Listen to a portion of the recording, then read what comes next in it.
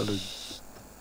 Merci de nous rejoindre. Donc, vous êtes bien sur New York TV dans l'émission Direct Santé. Donc, je suis avec mon binôme, Dr Fissal, et notre invité, Dr Kodjo Kossi-Serge, qui est spécialiste en endocrinologie, diabétologie, nutrition au CHU de Tocoin.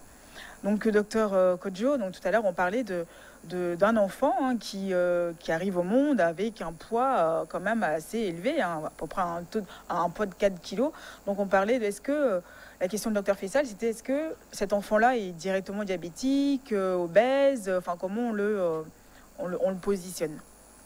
Pour répondre, je disais que l'enfant qui a plus de 4 kilos n'est pas diabétique. Il faut qu'on se comprenne. Il n'est pas diabétique, mais c'est un enfant qui est à risque d'obésité. Parce que il y a ce qu'on, je ne vais pas peut-être rentrer dans ça, mais il y a beaucoup de mécanismes qu'on dit aujourd'hui épigénétiques qui vont expliquer que l'enfant va être obèse. Et maintenant, ouais, c'est déjà l'environnement obésogène est là. Et si la maman a des gènes du diabète, donc l'enfant est aussi prédisposé à faire le diabète. Maintenant, tout va se jouer sur comment l'enfant va vivre. Quel sera son mode de vie, en fait. Si le mode de vie va être un mode de vie qui va favoriser encore plus la prise de poids, vous imaginez que cet enfant va faire rapidement le diabète, gras, sucré, salé, sans activité physique et tout. Donc, c'est vraiment des enfants à surveiller de près. Et surtout des femmes, souvent ce qu'on remarque, c'est les femmes qui vont refaire encore des enfants 4 kilos, 4 kilos, 4 kilos, 4 kilos. Ah, d'accord. Ouais. Ouais, souvent, c'est ça le gros problème. Surtout et juste, quelles sont les complications du diabète, docteur Kodjo? Oui, le diabète étant caractérisé par une hyperglycémie de façon permanente, excessive. Donc, le diabète, le sucre va toucher les vaisseaux. C'est ça le problème essentiel. Les petits vaisseaux, qu'on appelle les micro-vaisseaux, et les gros vaisseaux. Et donc, les petits vaisseaux qui sont le plus touchés, c'est les vaisseaux des yeux. Donc, la personne court une cécité. Ouais, et même, on remarque qu'on a plus la cataracte et le glaucome sont des maladies qui vont plus arriver rapidement chez le diabétique que le non-diabétique.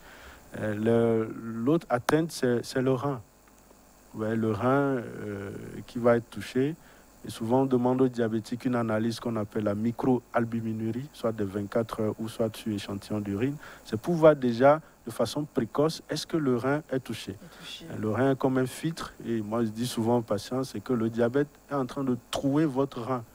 Et donc, quand le filtre est troué, vous voyez, ça va laisser passer les petites protéines. Ça va commencer par les petites protéines et jusqu'aux grosses protéines. Et quand ça arrive aux grosses protéines, là, c'est l'insuffisance rénale qui frappe à votre porte. Et qui dit insuffisance rénale, c'est la dialyse. Vous voyez, c'est pas gai. Et la troisième, oui, on peut en mourir. On peut en mourir du diabète, mais souvent le problème, c'est qu'on meurt des complications du diabète. C'est ça le gros problème.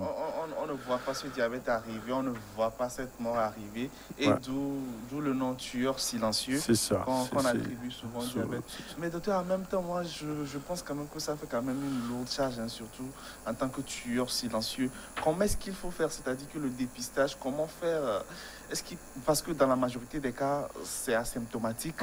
Un diabétique, il n'y a pas vraiment de signes alarmants, de signes visuels qui peuvent vous conduire à l'hôpital. Alors, comment est-ce qu'on fait? Comment est-ce qu'on peut faire? Quelles précautions à prendre pour dépister le rapidement C'est un peu tout le problème du diabète. Comme vous le dites, le diabète est souvent très asymptomatique. Surtout quand la glycémie ne dépasse pas 2 grammes, le rein ne laisse pas passer le sucre pour voir qu'on arrive à uriner beaucoup. C'est les signes. On urine fréquemment, on boit beaucoup pour compenser. Et comme le sucre sort, le sucre, c'est de l'énergie, c'est des calories. Donc, on perd du poids. Ouais, on perd du poids. On peut aller jusqu'à 500 kilocalories par jour. Donc, vous perdez du poids. Okay? Et pour compenser, vous mangez beaucoup. Ouais, et vous êtes tout le temps fatigué. Voilà, ça, c'est un peu des signes qui vont arriver quand la glycémie est très élevée, à plus de 2 grammes, le plus souvent. Et donc, toute cette partie de plus de... c'est la glycémie normale à jeun On dit qu'il ne faut pas dépasser 1,10, mais sous d'autres cieux, 1 gramme pour nous en Afrique, en termes de prévention. Quand la glycémie dépasse 1 gramme, moi j'insiste là-dessus, quand la glycémie dépasse 1 gramme, attention, disons-nous déjà qu'il y a un problème, attention. 1,10 là, c'est à prendre avec des pincettes, surtout qu'on est dans un pays pauvre. Et donc, quand de 1,10 ou de 1 gramme à 1,80 ou bien à 2 grammes, souvent c'est asymptomatique, on a des signes qui ne sont pas, qui s'apparentent à comme un palu. Vous voyez, vous faites un paludisme, vous avez la fatigue et tout, c'est des signes qui ne sont pas très spécifiques. Et donc là, ce qu'il faut faire, c'est le dépistage. Et vous avez touché du doigt cela. Le 14 novembre sera la journée mondiale du diabète, on va faire assez de dépistage, mais les gens n'y vont pas. Les gens ne vont pas se dépister. Les gens ont peur. Peut-être il y a cette psychose. Ah, qu'on me trouve qu'il y a le diabète. Mais c'est mieux de le découvrir plus tôt et de le soigner que de laisser s'installer des complications irréversibles. Ouais, si vous avez une insuffisance rénale à un stade, c'est fini, quoi. On ne fera rien. Si vous avez une plaie, on va l'amputer. En gros, tout passe vraiment par ce dépistage, par cette mesure de la glycémie. Voilà. Et moi, j'ai toujours lu quand même que la valeur normale de la glycémie est de 0,7 à 1,10. 1,10. Moi, je dis, en Afrique, il faut prendre des valeurs américaines. Oui, les valeurs américaines qui disent qu'à partir de 1 gramme, on est en train de parler d'hyperglycémie à jeun. Et souvent, nous, on a des termes, on parle de syndrome métabolique. Vous voyez, le syndrome métabolique va se définir par une glycémie supérieure à 1 gramme. Et donc, dès que votre glycémie est supérieure à 1 gramme, dites-vous que j'ai un problème de trouble de la glycémie. Allez voir un spécialiste. C'est le moment, en fait. Oui. C'est le moment d'attaquer. Je pense même que cette glycémie, vous n'êtes pas vraiment obligé d'aller à l'hôpital pour pouvoir prendre les valeurs. Vous pouvez vous acheter votre glucomètre. À la pharmacie. À la pharmacie. Normalement, oui. Le glucomètre facilite les choses. Mais souvent, quand on fait la glycémie au glucomètre et que c'est élevé, il faut aller la confirmer à l'hôpital. Et dire que la glycémie ne coûte que 1 000 francs. Oui. 1000 francs. Ah oui, glycémie veineuse, 1000 francs, peut-être 1500. Ouais. Pour détecter ce tueur silencieux. Pour détecter ce tueur silencieux, c'est rien du tout. Ouais, c'est ça le problème. Et donc, il faut se dire que si dans ma famille, il y a ce que nous faisons, il y a des petits tests que nous faisons pour savoir si on est à risque du diabète. Donc, si je sais que dans ma famille, j'ai des diabétiques ou je suis en surpoids, okay? Donc chez l'homme, nous disons qu'à partir de 40 ans, 40-45 ans, il faut arriver tout en faire au moins la glycémie veineuse. Oui. Okay? Et chez la femme aussi, ça va être la même chose, ou à partir de 50-55 ans. Mais pourquoi attendre? Ah oui, il faut y aller. Oui. Et j'encourage aussi les sociétés qui font des bilans systématiques à leurs salariés. C'est vraiment très bien. Et faire la glycémie de façon systématique, c'est vraiment très bien. Le minimum. Okay, c'est justement, on a quelques questions de nos téléspectateurs. Donc, on a M. Abdou qui souhaite savoir quels sont les aliments à éviter lorsqu'on a un diabète. Et ça, c'est une grosse question. Ouais, quand on parle d'alimentation chez les diabétiques, je pense que ça doit faire l'objet d'une autre émission où on pourra décortiquer plein de choses. Parce que quand on dit les choses en vrac comme ça, les gens ne comprennent pas et ils se mélangent. L'alimentation, le problème du diabète, c'est le gras, le gras sucré-salé. Le gras sucré-salé qu'il faut éviter. Il faut éviter. Mais c'est toujours ça. Mais quand on dit sucré, c'est quoi le sucré? C'est ça. Donc il faut aller d'abord comprendre et chercher à voir où est-ce que j'ai du sucre. Et aujourd'hui, on a ce qu'on appelle les sucres lents, les sucres complexes ou les sucres simples. Et donc, dans les aliments où... Ça fait vraiment un grand topo. Un grand topo. Donc, c'est l'objet d'une autre émission pour mieux détailler les choses et dire en termes de portions, par exemple, qu'est-ce que je peux manger? Parce que le problème, souvent, les fruits. Justement, j'allais y venir. C'est une autre question de M. Faustin qui veut savoir est-ce que les fruits peuvent aussi... C'est interdit pour un diabétique ou est-ce que ça a petite dose? Non, les fruits ne sont pas interdits.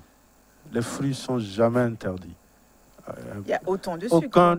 Aucun fruit n'est interdit chez les diabétiques. les fruits, dans les fruits, on parle des fruits frais. On a deux types, les fruits frais et les fruits secs. C'est vrai que les fruits frais, quand vous prenez 100 grammes de fruits frais, vous avez à peu près 20 grammes de sucre.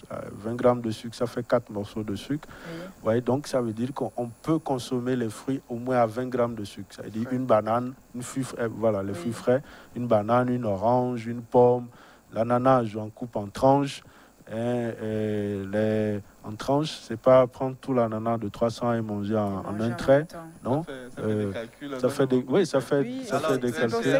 C'est pour ça que dans tout ce qui est alimentation, dont on va revenir sur ce sujet-là, on pourra vraiment décortiquer tout, quantifier, les mesures, donner au moins des idées aux patients de savoir quand je... Mais les fruits sont nutritifs. Oui. Parce qu'il faut aujourd'hui, nous parlons aujourd'hui d'aller vers une alimentation équilibrée. Oui. Donc, en termes d'équilibre, les fruits nous apportent, vous prenez l'orange, vous apporte de la vitamine C. Donc, je ne veux pas refuser, à cause du diabète, de prendre de la vitamine C, qui est un antioxydant. Oui. Or, le diabète crée ce qu'on appelle le stress oxydant. Donc, il faut plutôt manger des aliments qui contiennent de la vitamine C, de la vitamine E. De toute façon, tout ça, on va y revenir. Puisque là, c'est vrai que le temps, c'est trop court parce qu'on a énormément de choses à dire. Mais voilà, si vous aussi, vous souhaitez laisser vos questions, n'hésitez pas. Donc, envoyez-nous sur notre numéro WhatsApp qui est le 79 84 27 52. Donc, je le répète encore une fois, le 79 84 27 52. Laissez-nous votre message, vos questions. On pourra en parler dans l'émission. Donc, on a aussi notre page Facebook qui est Direct Santé. Likez, partagez, voilà, soutenez-nous. On est là pour vous, pour répondre à vos questions, n'est-ce pas, Dr Fissal? Oui, bien sûr, bien évidemment. Et comme tout à l'heure, n'oubliez pas d'aller acheter votre balance et votre couteau à couper pour l'émission prochaine sur l'alimentation du diabète. Merci beaucoup, Dr Kodjo, d'avoir répondu à notre invitation. On vous a réveillé. En tout cas, c'est un plaisir. C'était pour la bonne cause. Surtout pour parler du diabète, c'est toujours une passion pour nous. Ah oui, complètement. Et puis on a énormément de choses aussi à dire. Donc voilà, écoutez, c'est fini pour aujourd'hui. On se retrouve la semaine prochaine. On se retrouve demain, pour une nouvelle émission. Merci, bonne journée. Bye bye. Bye bye.